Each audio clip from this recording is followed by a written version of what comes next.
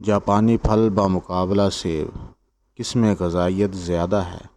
یاد رکھیے، مقابلہ دو بڑے چیمپئنز کے درمیان ہے۔ Journal of agriculture and food chemistry میں 1 فروری کو یہ تحقیق چھپی تھی کہ اگر دل کی صحت کی بات کی جائے تو جاپانی پھل سیب سے بہت آگے ہے، کیونکہ اس میں موجود ڈائٹری فائبر، منرلز، فینولک کمپاؤنڈز وہ ایتھروسکلروسس کلورسس کو روکتے ہیں۔ یہ ایک ایسی بیماری ہے جس میں خون کی نالیوں کے اندر گند جم جاتا ہے، جو کہ ہارٹ اٹیک کا سبب بنتا ہے، اور یہ جاپانی پھل کھانے سے یہ چیزیں کم ہو جاتی ہیں۔ جاپانی پھل میں سوڈیم، پوٹاشیم، میگنیشیم، کیلشیم اور آئرن زیادہ ہے، جبکہ سیب کے اندر کاپر اور زنک کی مقدار زیادہ ہے۔ بہرحال، دونوں پھلوں کا چھلکا اور اندر کا گودا یعنی پھل وہ غذائیت سے بھرپور ہے۔ دونوں ہی سپر فوڈ ہیں۔ جاپانی پھل کی دنیا میں ہزاروں اقسام ہیں۔ صرف جاپان میں اس کی 800 سے زیادہ اقسام پائی جاتی ہیں، اور اس کو جاپانی پھل بھی اسی لیے کہا جاتا ہے کہ جاپان میں اس کی ایک خاص قسم ہے ڈائیوس پائروس کاکی، وہ دنیا میں سب سے زیادہ پائی جاتی ہے۔ ویسے اس کا زیادہ ریجن جو ہے وہ چائنا ہے۔ کہا جاتا ہے کہ چائنا میں سب سے پہلے اگایا گیا تھا، لیکن جاپان کا یہ قومی پھل ہے۔ اس کے علاوہ اس کو املوک، امر پھل، رام پھل تاکے وغیرہ بھی کہا جاتا ہے۔ ویسے دیکھنے میں یہ ٹماٹر جیسا دکھتا ہے، لیکن اس کا رنگ نارنجی اور اورنج کلر کا ہے۔ اس کی پہچان اس کی شہد جیسی مٹھاس ہے۔ اس کو پکا ہوا کھائیں، کچا کھائیں گے تو نقصان بھی ہو سکتا ہے۔ ایک اوسط درجے کے جاپانی پھل کے اندر 118 کیلوریز ہوتی ہیں اور 31 گرام کاربوہائیڈریٹس ہوتی ہیں۔ اس پھل کو تازہ کھا لیں، خشک کر لیں یا ہنڈیا میں پکا کر بھی لوگ کھاتے ہیں۔ جاپانی پھل تقریباً ہر قسم کی مٹی میں اگ جاتا ہے۔ اس کا درخت گہرے بھورے رنگ کا یا سیاہ رنگ کا ہوتا ہے، جس سے سپورٹس کی چیزیں، فرنیچر اور دیگر چیزیں بھی بنائی جاتی ہیں۔ 7 سال میں اس کا جو درخت ہے وہ پھل دیتا ہے، جو کہ 30 فٹ سے 80 فٹ تک اس کے درخت کی اونچائی ہو سکتی ہے۔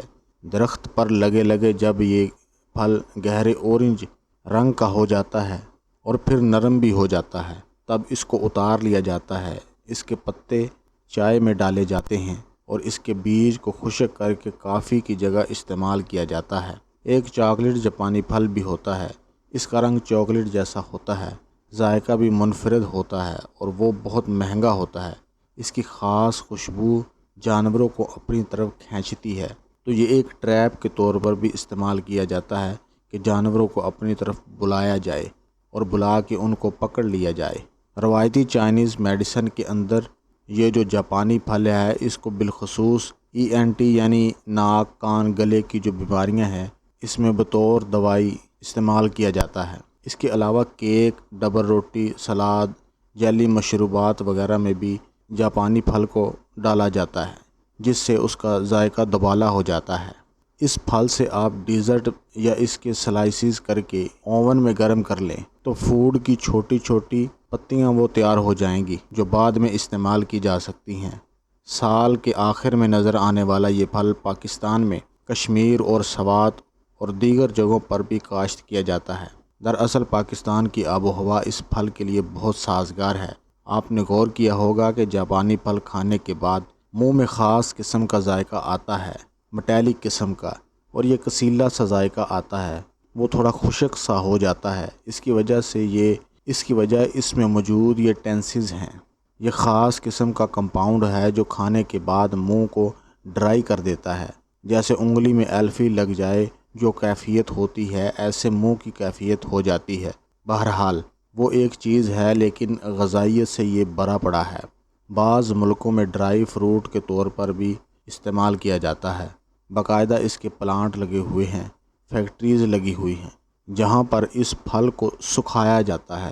روزانہ ایک جاپانی پھل کھانے سے دل کی بیماریوں کا رسک کم ہو جاتا ہے، اور ساری تحقیقات جو کی گئی ہیں ان کے مطابق جاپانی پھل میں اینٹی ایسڈز بہت زیادہ ہیں جو انسان کو کینسر سے بچاتے ہیں۔ اور یاد رکھیے کہ سوجن جسم میں ہو جائے تو یہ بہت سی بڑی بڑی بیماریوں کی وجہ بنتی ہے۔ جاپانی پھل کا مسلسل استعمال سوجن کو بھی کم کرتا ہے، آنکھوں کی صحت کے لیے بہت اچھا ہے۔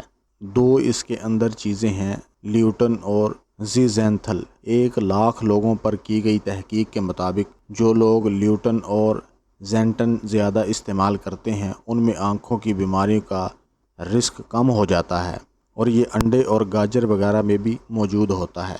یہ پھل چونکہ غذائیت سے بہت زیادہ بھرا ہوا ہے، اس لیے اس کو زیادہ استعمال نہیں کرنا، بس میانہ روی کے ساتھ استعمال کرنا ہے، صحت مند رہیں گے۔